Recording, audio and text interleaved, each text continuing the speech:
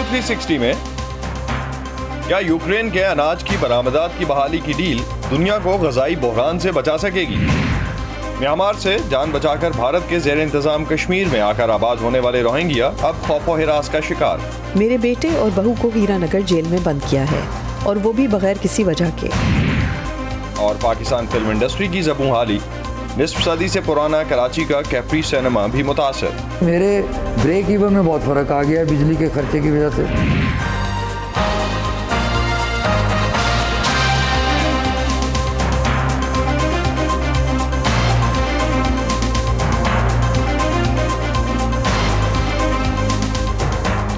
Voice of America के Washington Studios में आप सबको खुशामदीद। आप देख रहे हैं प्रोग्राम व्यू 360 और मैं हूं असदुल्लाह खालिद।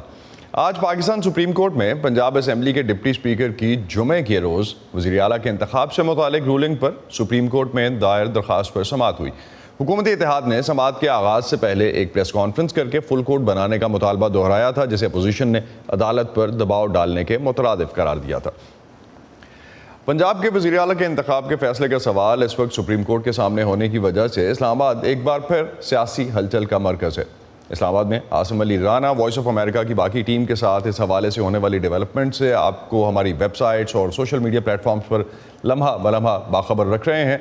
इस वक्त हमारे साथ मौजूद हैं, उनसे जानते हैं कि अभी सूरत हाल क्या है। आसिम, आपसे बात करने वाले सियासी मुबस्सिरीन क्या कह रहे हैं कि सुप्रीम कोर्ट के इस फैसले के बाद क्या ये सियासी बहरान जो है वो किसी करवट बैठता नजर आता है? बहुत शुक्रिया असद। जो इस वक्त जो अहम सूरत हाल है वो ये है कि सुप्रीम कोर्ट ऑफ पाकिस्तान में इस रूलिंग के हवाले से केस जो है वो पेंडिंग है। 3 रुकनी बेंच है, जस्टिस उमरता बंदयाल, उनके साथ जस्टिस इजाजुल हसन और जस्टिस मुनीब अख्तर। ये 3 रुकनी बेंच है जिसके ऊपर जो पाकिस्तान का हुकूमती इत्तेहाद है वो मुतमईन नजर नहीं आ रहा। उन्होंने इस 3 रुकनी बेंच के ऊपर अदम एतमाद का इजहार किया है। आज सुबह एक प्रेस कॉन्फ्रेंस भी हुई, जिसके बाद उन्होंने इसके इन तीनों जज को हटाकर उनका कहना था कि एक फुल कोर्ट जो है वो तश्कील दिया जाए। आज अदालत ने भी इसी नुक्ते के ऊपर जो है वो बात की है। मुख्तलिफ जो वकला थे उन्होंने भी दलाइल दिए कि क्या फुल कोर्ट तश्कील दिया जाए या ना दिया जाए। सुप्रीम कोर्ट ऑफ पाकिस्तान में ये मामला अभी ज़ेर इल्तवा है। सुप्रीम कोर्ट इस हवाले से क्या फैसला करती है, हमारे इस हवाले से जो आज मुख्तलिफ मुबस्सिरीन से बात हुई, उनका ये कहना था कि आज जो हुकूमत ने जो प्रेस कॉन्फ्रेंस की हुकूमती इत्तेहाद ने, वो उन्होंने सुप्रीम कोर्ट ऑफ पाकिस्तान के ऊपर दबाव डालने की एक तरह से कोशिश की है कि वहाँ पर फुल कोर्ट बनाया जाए। उन्होंने अपने तहफ़्फ़ुज़ात का इजहार किया इस बेंच के हवाले से। इन तीनों जजेस के हवाले से उन्होंने मुख्तलिफ एतराज़ात किए।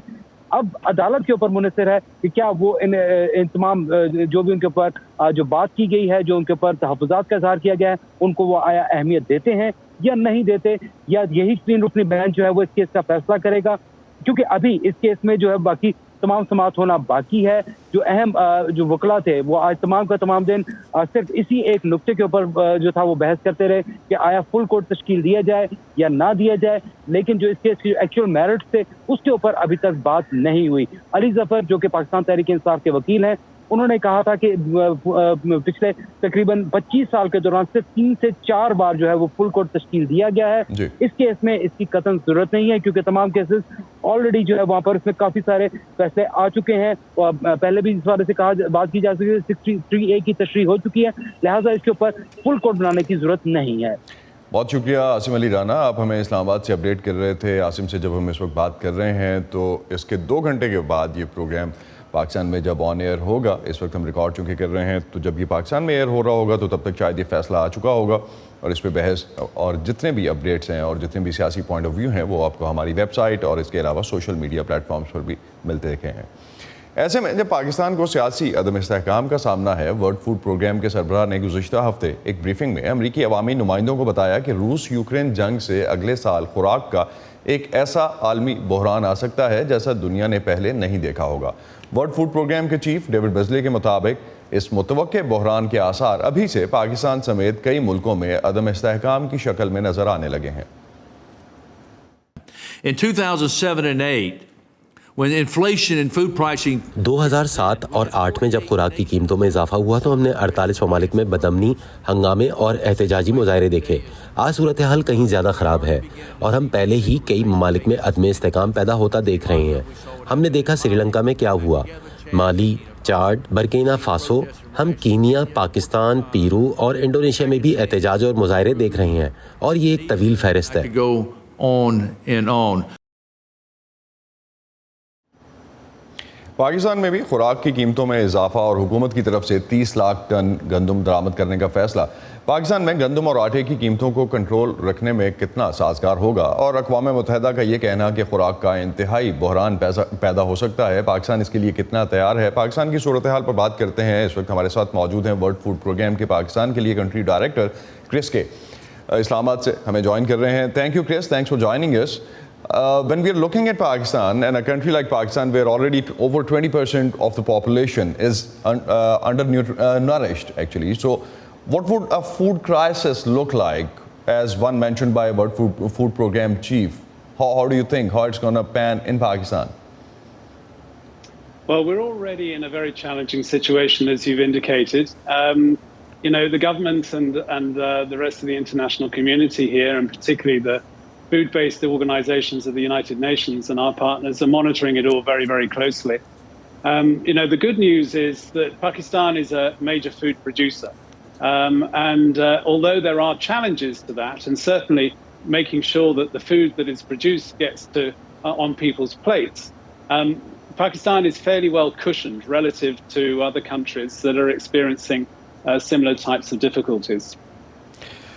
क्रिस कह रहे थे कि इस वक्त जो चैलेंजिंग सूरत हाल है, जो मुश्किल सूरत हाल दुनिया के दौचार है, वर्ल्ड फूड प्रोग्राम उस पर गहरी नज़र रखे हुए है और देख रहा है कि किस तरह से सिचुएशन हर मुल्क में अनफोल्ड हो रही है। पाकिस्तान के लिहाज से उन्होंने कहा कि पाकिस्तान के पास, चूँकि पाकिस्तान खुद खुराक पैदा करता है, चैलेंजेस हैं, लेकिन उसके बावजूद इतना मुश्किल वक्त जिस तरह का बाकी मुल्कों में जो कि टोटली डिपेंडेंट होते हैं इंपोर्ट करने पे, दरामद करने पे खुराक, उस तरह का पाकिस्तान में बहरान का ख़दशा नहीं है और वर्ल्ड फूड प्रोग्राम जो है वो इस हवाले से closely watch कर रहा है इस situation को। Chris, how much of this Ukraine war is really responsible for the current supply crunch of grains and fears of global food crisis? World Food Program is warning about, especially when pandemic had already disrupted the supply chains. Right. Yeah, indeed. And I think that this is the real challenge that Pakistan faces now, along with obviously a lot of other countries too. It's one thing to be able to produce food. It's another thing to be able to afford and to be able to get it onto your plate. And, what we're seeing with global inflation and the global inflation that's been caused by the war in Ukraine, unquestionably is causing hurt at and real difficulty at the household level. The inflation levels that we're now beginning to see, and particularly food inflation in Pakistan, which has risen by 25% year on year, is really beginning to have an impact in terms of what food people can actually put on the table, how they can feed their children. So it's definitely hurting. One further aspect, of course, is the impact on fuel prices. And fuel prices has a major impact in terms of the productive capability of farmers, and particularly smallholder farmers. So the prognosis looking forward is really worrying. Chris कह रहे हैं कि जो इस वक्त पाकिस्तान में या overall जो सप्लाई क्रंच पैदा हुआ पैंडेमिक की वजह से और उसके बाद जो हमने रूस और यूक्रेन की जंग का तनाज़ा इस वक्त देख रहे हैं, उसकी वजह से पाकिस्तान में खुराक तो अवेलेबल है, लेकिन उसकी जो कॉस्ट पड़ी है, उसकी जो प्राइस पड़ी है, इस वक्त जो कीमतें उसकी हैं वो काफ़ी हद तक इम्पेक्ट कर रही हैं। और क्या खा सकते हैं लोग, किस तरह की चीज़ें उनको अवेलेबल हैं, उस हवाले से अगर हम देखें तो 25% महंगाई उन्होंने कहा कि पिछले साल की निस्बत जो है वो इस साल सामने आई है, जो कि अब तक के आदाद व शुमार हैं उनके मुताबिक। और इसमें सबसे ज़्यादा इम्पेक्ट जो है वो निचला तबका और दरमियाना तबका हो रहा है। ख़ास तौर पे अगर हम बात करते हैं जो फार्मर्स हैं, जो कि छोटे लेवल के फार्मर्स हैं, जो किसान हैं, वो भी जो उनकी प्रोडक्शन बढ़ी है, कॉस्ट ऑफ प्रोडक्शन बढ़ी है और उसकी वजह से एक जो क्राइसिस पैदा हो रहा है, फ्यूल प्राइसेस चूँकि बढ़ी हैं और उसका सारा का सारा इम्पेक्ट जो है वो ट्रांसफ़र हो रहा है अगर हम देखें तो एक जनरल कंज्यूमर पे। Chris, what exactly the World Food Program is doing to avoid the widespread impact of possible food crisis in Pakistan? Any specific measures or any specific areas WFP has pointed out? We have certainly pointed out issues, yes. The World Food Program in Pakistan is quite different to the World Food Program in a Yemen or a South Sudan, where we're funded by external donors and are providing significant amount of externally funded food support to people. In Pakistan, you're a lower middle income country. There is tremendous capacity here. You have a very significant and social protection system, which we have already seen during the period of COVID, can be activated to provide sufficient or significant support to people who are desperately in need. We are getting behind the government to be able to enable them to utilize those resources as best they can. The financial crunch and the difficulty that the Pakistan is feeling at the moment economically, of course, is an impediment, is a real challenge. But certainly what we can do is to help in monitoring prices, understand exactly the level of vulnerability, and ensure that we're clear in terms of where the critical needs are. If we can provide additional food or cash support to acutely vulnerable populations, we will, and we do indeed. So social fabric or somehow the overall norms of the society can probably help the society in this whole food crisis. Chris कह रहे थे कि जिस तरह से पाकिस्तान का मुआशरा है उसमें इस तरह का क्राइसिस अगर पैदा होता भी है तो वो लोकल लेवल पे जिस तरह से हम पैंडेमिक में देख सके हैं उसमें जिस तरह की सपोर्ट सामने आती है शायद वो बहुत हद तक सोसाइटी को इस चीज़ से बचाने में कारआमद होगी और वर्ल्ड फूड प्रोग्राम जो है वो पाकिस्तान की हुकूमत के साथ मिलके इस हवाले से काम कर रहा है. Thank you, Chris. Thanks for joining us. You're very welcome. Thanks for having me. अक़वाम मुत्तहिदा की एक हालिया रिपोर्ट के मुताबिक यूक्रेन रूस जंग दुनिया को खुराक के बदतरीन बहरान में धकेल सकती है. इसी मुमकिना बहरान को हल करने के लिए तुर्की और अक़वाम मुत्तहिदा की रूस और यूक्रेन के दरमियान गंदम बरामद करने के लिए किसी मुआहदे की कोशिश के नतीजे में यूक्रेन और रूस ने जुमे को एक मुआहदे पर दस्तखत किए जिसका मकसद यूक्रेन को बहरा अस्वद के ज़रिए लाखों टन फंसे हुए अनाज की बरामदात दोबारा शुरू करने की इजाज़त देना और खुराक के आलमी बहरान को कम करना था. लेकिन इस मुआहदे पर दस्तखत करने के एक दिन बाद ही यानी हफ्ते के रोज़ रूसी मिसाइलों ने बहरा अस्वद की बंदरगाह ओडेसा को निशाना बनाया.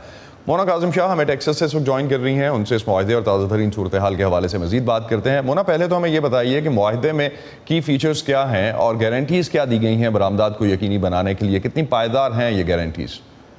देखिए असद, इस वक्त तो जैसा कि आपने मेंशन किया कि ओडेसा के हमले के बाद जो भी गारंटीज थी या जो भी पायदारी थी उस पर सख्त सवालिया निशान उठ रहा है. एंटनी ब्लिंकन ने भी कहा कि इससे इनकी नॉन सीरियसनेस या इन पे रूसियों पे एतमाद करने की कोई ज़मानत जो थी वो बहुत बुरी तरह से मुतासर हुई है. जैसा कि आप जानते हैं कि 2 महीने लगे इस डील को टेबल तक लाने में, 120 रोज़ तक इसको जारी रहना था, फिर इसके एक्सटेंशन के भी चांसेस थे. और जैसा कि असद आप जानते हैं कि इस डील के मुताबिक जो है वो जब बहिरा अस्वद में ये बहरी जहाज़ गुजरने थे यूक्रेनी, उस वक्त जो है वो मुआहदा ये हुआ था कि वो कोई अटैक नहीं करेंगे. इसके साथ ही रूस के तहफ़्फ़ुज़ात को भी एड्रेस किया गया था कि कोई भी स्मगलिंग हथियारों की उसका मुआयना करेगी यूनाइटेड नेशंस और टर्की. रूस की बरामदात भी है वो भी उनको भी मलहूज़ खातिर रखा गया था. गर्ज की ये डील एक बहुत अच्छी डील थी, लेकिन जैसे आपने कहा, हमने देखा कि 24 घंटे के अंदर ही जो है वो ओडेसा पोर्ट पे, जो कि रेड सी का पोर्ट है, उस पे हमने अटैक देखा रूसी. तो ओडेसा पोर्ट का मोना इम्पैक्ट क्या आया है इस मुआहदे पे? एक तो आपने एंटनी ब्लिंकन का इस हवाले से जो बयान है उसका जिक्र किया, इसके अलावा क्या रिएक्शन आया है इस पर? देखिए, रिएक्शन यह है असद कि ये ज़ाहिर है एक खिलाफ वर्जी है जिससे आलमी खुराक का बहरान जो है जिसको डील करने की कोशिश की जा रही थी वो शदीद मुतासर होगा. यहाँ पर ये बात असद देखनी चाहिए कि पहले रूस ने इस हमले से कतन इनकार कर दिया था और जबकि टर्की के जो वज़ीर दिफा हैं उन्होंने भी ये कहा था सहाफ़ियों से बात करते हुए कि रूस खुद इस हमले से परेशान है और उसे क्लोजली वॉच कर रहा है और उनको नहीं पता कि हमला कहाँ से हुआ और कैसे हुआ. फिर हमने देखा कि वो बयान तब्दील हुआ और उनकी स्पोक्स पर्सन जो हैं उनकी वजारत ख़ारजा की, उन्होंने कहा कि जी हमने इंफ्रास्ट्रक्चर जो है वो डैमेज किया है जहाँ से ग्रेन्स की बरामदात जो है वो वहाँ के लिए वाइटल थी. उसके बाद फिर मज़ीद हमने देखा कि रूस ने कहा कि नहीं जी, हमने जो है वो जंगी जहाज़ जो है यूक्रेन का उसको डैमेज किया है जिस पे अमरीकी वेपन्स भी थे. ये भी कहा गया, यूक्रेन की तरफ से कहा गया है कि इस हमले से कोई खातिर ख्वाह सिग्निफिकेंट डैमेज उन्होंने कहा कि नहीं हुई है. और उनके जो इंफ्रास्ट्रक्चर, यूक्रेन के इंफ्रास्ट्रक्चर के जो वजीर हैं, उन्होंने कहा कि अब भी वो बंदरगाह खोलने और वहाँ से कामकाज का सिलसिला जारी रखने की जब तक ये बंदरगाह चलती रहेगी, होपफुली ये मुआहदा जो है ऑनवर्ड चलता रहेगा. बहुत शुक्रिया मोना काजिम, आप इस हवाले से हमें अपडेट कर रही थी. शुक्रिया। इस साल अमरीकी महकमा खारजा ने म्यांमार में रोहिंग्या मुसलमानों के खिलाफ होने वाली पुरतशद्दुद कार्रवाइयों को नस्लकुशी करार दिया। म्यांमार से जान बचाकर फरार होने वाले लाखों मुसलमानों ने पनाह की गर्ज से मुख्तलिफ पड़ोसी मुल्कों का रुख किया था। रोहिंग्या की एक बड़ी तादाद भारत के ज़ेर इंतज़ाम कश्मीर भी पहुंची थी, लेकिन कुछ अर्सा पहले जम्मू के इलाके में लगभग 300 रोहिंग्या मुसलमानों की गिरफ्तारी से पनाहगुज़ीनों की इस आबादी में खौफ व हरास फैला है। मज़ीद जानते हैं जम्मू से ज़ुबैर डार की इस रिपोर्ट में। गुज़श्ता 18 माह से हसीना बेगम अपने पोते पोतियों का पेट पालने के लिए सख्त मेहनत करती आई हैं। म्यांमार से 2012 में जम्मू आने के बाद ये ख़ानदान एक पुरमशक्क़त लेकिन निस्बतन पुरसुकून ज़िंदगी गुजार रहा था। फिर मार्च 2021 में रोहिंग्या पनाहगज़ीन कैंपों पर पुलिस के छापों में हसीना बेगम के बेटे और बहू को भी गिरफ्तार करके जेल में डाल दिया गया। मेरे बेटे और बहू को हीरानगर जेल में बंद किया है, और वो भी बगैर किसी वजह के। उनके बच्चों की देखभाल मैं बड़ी मुश्किल से कर रही हूँ। कोई आता है मदद करने तो गुजारा होता है। मैं बहुत कमज़ोर हूँ, आज मर जाऊँ या कल कुछ पता नहीं। सोचती हूँ इनका क्या होगा, ये बेआसरा हो जाएंगे। मेरी गुजारिश है कि इनके माँ बाप को रिहा किया जाए। हसीना बेगम इन हज़ारों रोहिंग्या मुसलमानों में से एक हैं जिनकी एक बड़ी तादाद हिंदू अक्सरियत वाले जम्मू के इस बठिंडी नाम के इलाके में आबाद हुई थी। ताहम शुरू का कुछ अरसा सुकून से गुजरने के बाद इन पनाहगज़ीनों को हिंदू इंतहा पसंद अनासिर की जानिब से इलाका छोड़ने की मुहिम का सामना करना पड़ा। ये मुहिम 2014 में भारतीय जनता पार्टी के इक़्तिदार में आने के बाद मज़ीद मुनज़्ज़म शक्ल इख्तियार कर गई। कोई एक साल पहले हुक्काम ने 300 के करीब रोहिंग्या मर्दों और औरतों को गैर कानूनी तारकीन वतन होने के जुर्म में जेल में डाल दिया। नन्ही हलीमा के वालिदैन और एक बहन भी जेल में हैं। मेरा नाम हलीमा है और मेरी मम्मी और पापा और मेरी एक बहन भी है हीरानगर जेल में है। 2 साल हो रहा है, अभी देखा भी नहीं, बंद है। मैं पड़ोसी के पास रहता हूँ, देखभाल नहीं करता है वही। 13 साला हलीमा के अपने वालिदैन से जुदा होने के बाद इनके खुदा तरस पड़ोसी मोहम्मद राशिद ने इन्हें और इनके दूसरे बहन भाइयों को पनाह दी। मोहम्मद राशिद खुद रोहिंग्या पनाहगज़ीन हैं। बच्चे को इधर था 1 साल का, 8 महीने का, 10 महीने का, मतलब 1.5 साल का, ऐसे बच्चे को छोड़ के ले गया था। ये बच्चा भी हमारे साथ सर पे आ गया था। क्या करूँ, ये भी नसीब का खेल है, अल्लाह ताला का जैसा ही किया वो भी शुक्र है, ऐसा ही शुक्र करता हूँ। फिर मेरे बच्चे को जैसा ही खिलाता हूँ इनको भी ऐसा ही खिलाना ही ज़रूरी, हम ऐसा ही सोचता हूँ। बठिंडी की इन तंग गलियों में रोहिंग्या पनाहगज़ीन मजदूरी या छोटी मोटी दुकानें चलाकर ज़िंदगी गुजार रहे हैं। इब्तिदा में बुनियादी सहूलियात की अदम मौजूदगी के बावजूद वो इस ज़िंदगी से खुश थे। ताहम गिरफ्तारियों और अपने घर वालों से अलग कर दिए जाने के खौफ ने सैकड़ों को ये पनाहगाह छोड़ने पर मजबूर कर दिया है। अभी तकरीबन 300 तक हम लोग बने हैं, तो उसकी वजह से लोगों को बहुत डर पैदा हुई है। हम लोगों को कब किस टाइम यहाँ से पकड़ के हीरानगर डाल देगा, लोगों का यही डर है। तो लोगों का डरने की वजह से, लोगों के डर की वजह से कुछ लोग यहाँ से भाग गया बांग्लादेश में। हम तकरीबन 700 फैमिली तक यहाँ से निकल गई। यहाँ पनाह लेने वाले रोहिंग्याज को शिकायत है कि पनाहगज़ीनों के आलमी इदारा में इनकी रजिस्ट्रेशन के बावजूद इन्हें मुहाजिर का स्टेटस नहीं दिया गया और इनके साथ गैर कानूनी तारकीन वतन जैसा सलूक किया जाता है। ताहम इलाके में बीजेपी के चीफ के मुताबिक मुल्क दुश्मन ताकतें रोहिंग्या पनाहगज़ीनों को इस्तेमाल कर रही हैं। जिस एरिया में वो रहते हैं वो गरीब लोग हैं, उनका कोई घर नहीं है, ठिकाना नहीं है, मजदूर मजलूम लोग हैं। उनकी गुर्बत का, उनकी गरीबी का देश दुश्मन ताकतें गलत फ़ायदा उठा के, उनके हालात का, उनकी मुसीबतों का गलत फ़ायदा उठा के उनको गलत रास्ते पर ले जाने की कोशिश कभी कभी करते हैं। और अगर कोई गलती से भी चला जाता है तो वो पूरा माशरा बदनाम हो जाता है। यहाँ से सब लोग जा रहे हैं, हमें खौफ लग रहा है। मैं कैसे यहाँ से चली जाऊँ? मेरे साथ छोटे छोटे बच्चे यहाँ हैं। बेटा और बहू हीरानगर जेल में हैं। हसीना बेगम, हलीमा और इन जैसे बहुत से खानदानों को कई साल कबल कश्मीर के सफ़र में उम्मीद थी कि ये वादी इनके मसाइब का खात्मा साबित होगी।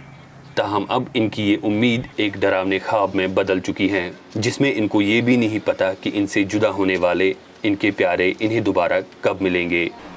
ज़ुबैर डार, वॉइस ऑफ अमेरिका, जम्मू। और शो के आखिर में बात करते हैं पाकिस्तान की एंटरटेनमेंट इंडस्ट्री की। पिछले कई सालों से पाकिस्तान में फिल्म और सिनेमा घर मुश्किलात का शिकार हैं। कई शहरों में सिनेमा घर बंद हो गए हैं। इस साल जुलाई में कराची के कैप्री सिनेमा को बने 54 बरस हो गए। कारोबारी अखराजात में इजाफे की वजह से ये सिनेमा भी मुश्किल में है। उमैर अलवी और खलील अहमद आज हमें इसी सिनेमा की कहानी बता रहे हैं। अनफॉर्चुनेटली आजकल फिल्मों का इन्फ्लक्स कोई इतना मेयारी नहीं है, तो हम तो फ्राइडे सैटरडे संडे 3 दिन सिनेमा खोलते हैं और मंडे टू थर्सडे बंद भी मजबूरन करना पड़ता है क्योंकि ख़र्चा ज़्यादा है, कमाई कम है। अगर ख़र्चा कम होता तो शायद मैं वो 4 दिन नहीं बंद करता।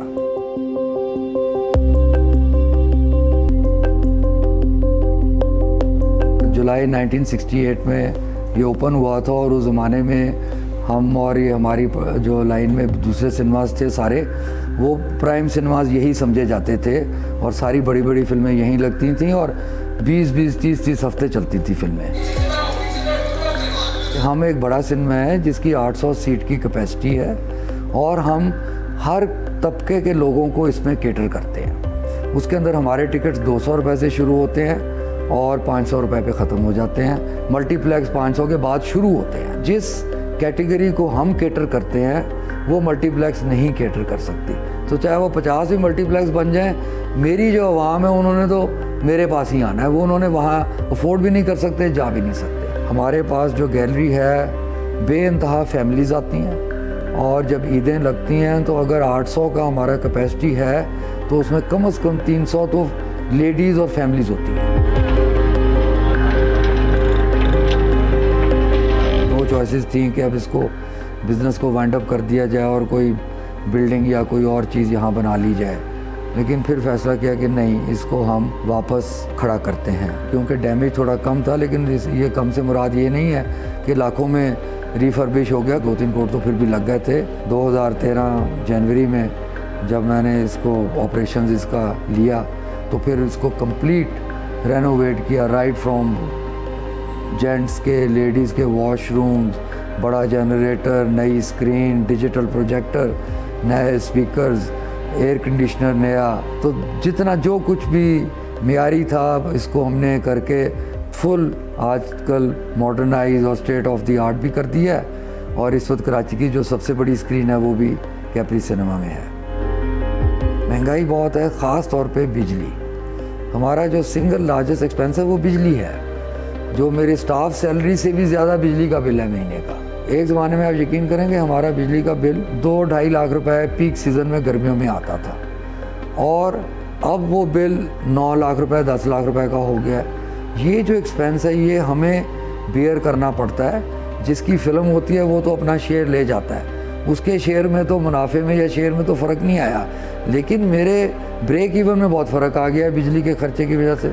अगर हमारा कमर्शियल टैरिफ से इंडस्ट्रियल टैरिफ पे अगर हमें ले आएँ, हमसे मुराद है पूरे पाकिस्तान को अगर कर दें, तो मेरे बिजली के बिल में कम से कम 3 से 4 लाख रुपए का फ़र्क आ जाएगा। तो मेरे सर्वाइवल में बहुत फ़र्क आ जाएगा उसके अंदर।